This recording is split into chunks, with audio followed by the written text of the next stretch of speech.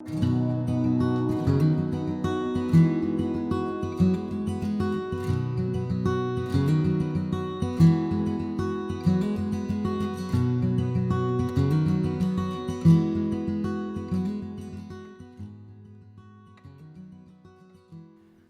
so we've made the base and we've started coiling. I'm going to show you how to coil, and we're going to do this by hand. Now, a lot of places have a machine. I have a machine here, but if you're doing this from home, you're going to need to do it by hand. So first of all, we're taking a lump of the clay and we're squeezing it between our hands so it doesn't dry out. If you do this on the table, it will dry out. When you have a piece about that thick, lay it on the table and using your fingers wide apart, roll from the middle towards the outside end like this, and you want to do that until you have about 1 centimetre thick. There we go. Now we're going to coil in front of us. If you're right-handed, hold the left hand end in the air, put the right hand end on top of the sculpture, and then joining using your thumb. Now if you wait till that comes round, you'll see that it does leave thumb marks on the outside. I'm just going round. You need one of these banding wheels. The wheel here is called a banding wheel, and that helps you when you're coiling to keep moving around. If you can't get a banding wheel, you can use a cake stand, one of those rotating cake stands. So there we go. I've just added a coil all the way around. When you get to the end, if you have too much, just cut it and join it to the piece that you've taken off. If you don't have enough, make an extra piece of coil and add it. That's not a problem. I'm going to keep going with the outer edge, but I'm also going to do the inner edge. That's the cylinder which supports the neck, this piece here. To do that, it doesn't need to look beautiful because you're never going to see it again. Just make sure you go round and round and make sure that you join the coils to each other. Now, a lot of people have a problem when they're coiling that they pinch. They're working like this all the time, they're pinching the coil. What happens is the coil gets thinner and the clay spreads and it doesn't help the sculpture. So what I'm going to suggest is that you only work on the outside of each coil. Let me just do a little bit more of this coil, starting at the front, just working on the outside. I'm not even touching the inside of that coil. Now, as we come round the shoulders, I'm making that lean in on the lower coil, and that gives you the shape that you're looking for. So each coil, you decide where you're going to go next. Like so. Now, when you've done about 3 or 4 coils, you need to do the inside. If you leave it too long, you won't be able to reach. To do the inside, put your hand on the outside and go down from the top to the bottom on the inside, taking a little bit of clay off each coil and joining to the base. And it's really important that you join well. If you don't do that, if you leave it open, what will happen is in the kiln, the coils will separate and you'll have cracks in your sculpture. So I've just gone round and I've done that all the way around. I'm not going to do more of that. You'll be doing that. As you coil, you're going to come in on the shoulders. So you're going to coil inwards when you get to the ends. The back, which is the back of the neck, is going to go sort of pretty much straight up. And the front, as you know, you've got a little dip in your throat. You're going to make sure that you come in a little bit at the front here. This neck piece continues to come up. When you reach the neck, then you join the outer section to the neck and then you just come up with the neck in the middle. So that's the process of coiling. Now you can see that the surface is not smooth. So when you get to this point, you're going to use what's called a metal kidney. It's bendy, it's slightly sharper on the edges. And what we're going to do with that is we're going to go from the bottom to the top. So by scraping upwards like that, you can hear it. We're using the edge of the kidney, not the flat of the kidney. You can see what it does. It takes off all that excess. It doesn't take off much clay, but it gets rid of all the sharp bits. You've got a curve on the end of the kidney, so if you've got a concave bit on your sculpture, you can get right into it like that. And we're going to do that all the way around, and we'll do that every few inches. So you're coming in, up for the neck, and then out for the head. And if we look at this piece here, exactly the same shape. Comes in on the shoulder, up at the neck, and then out on the head. And the head does not stick out much from the neck.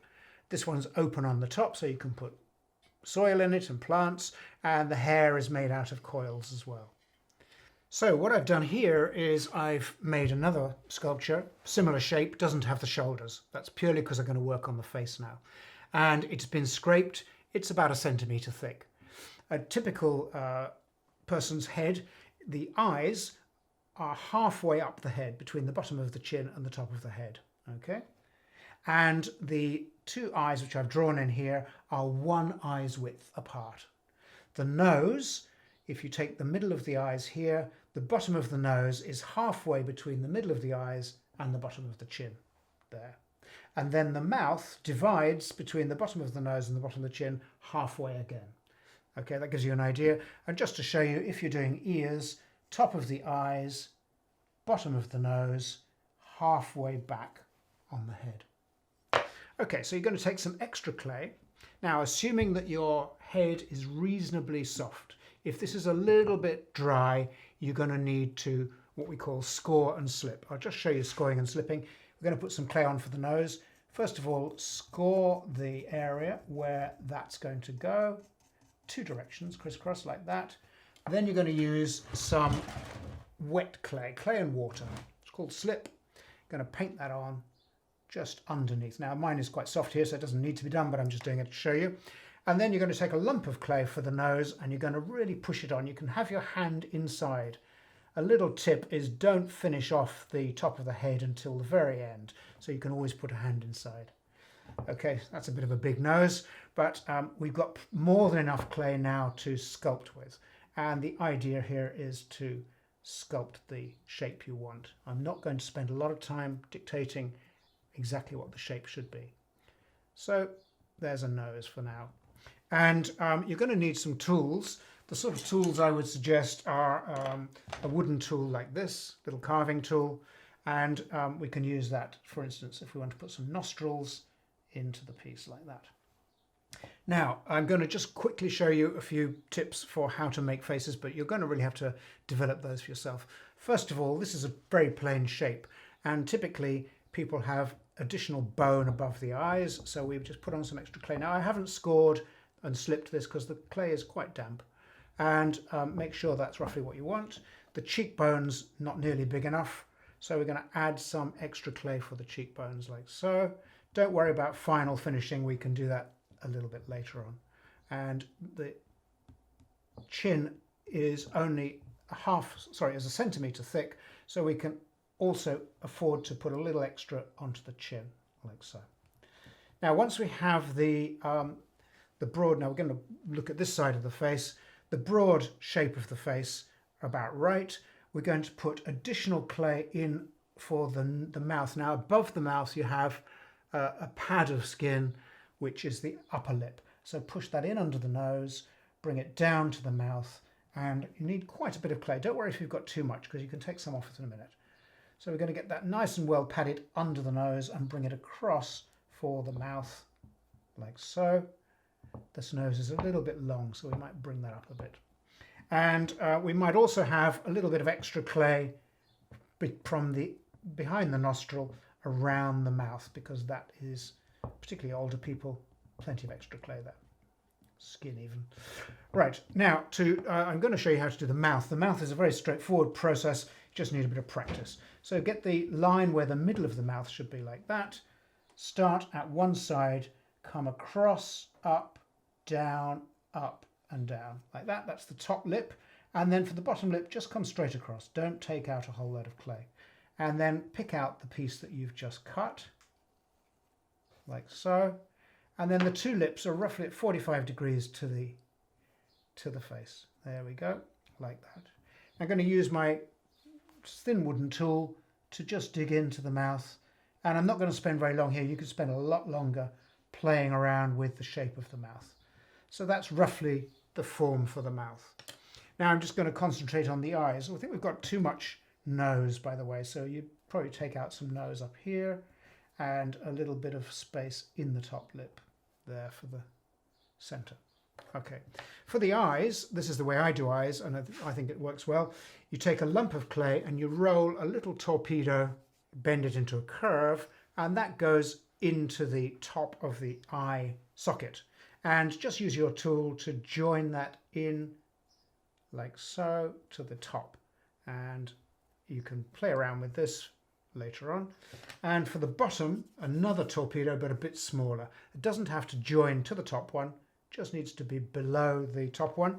and then smooth that on and make sure that the outer edge and the inner edge are very close, like so.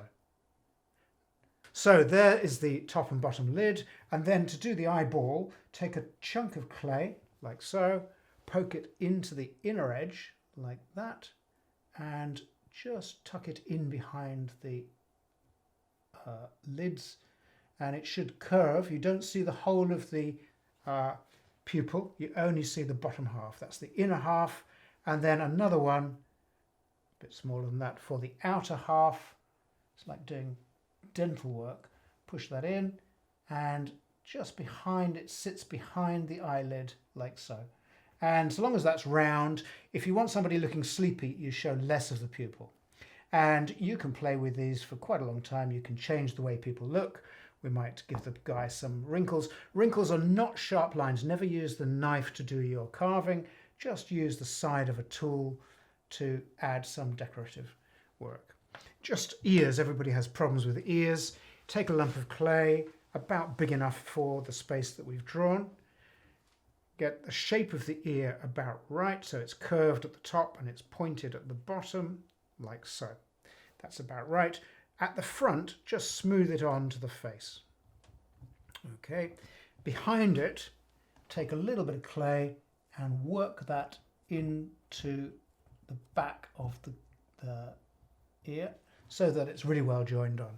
Make sure it's not sticking out too much unless you're making Prince Charles. And there we go. And then we have roughly the shape of the ear. This might be a little bit small, but you get the idea. And then you're going to take out some clay from the ear to form the various canals. And if you don't know what it looks like, because most people don't, do it by touch. Stick a finger in your own ear to work out what we're doing. So that's the top half.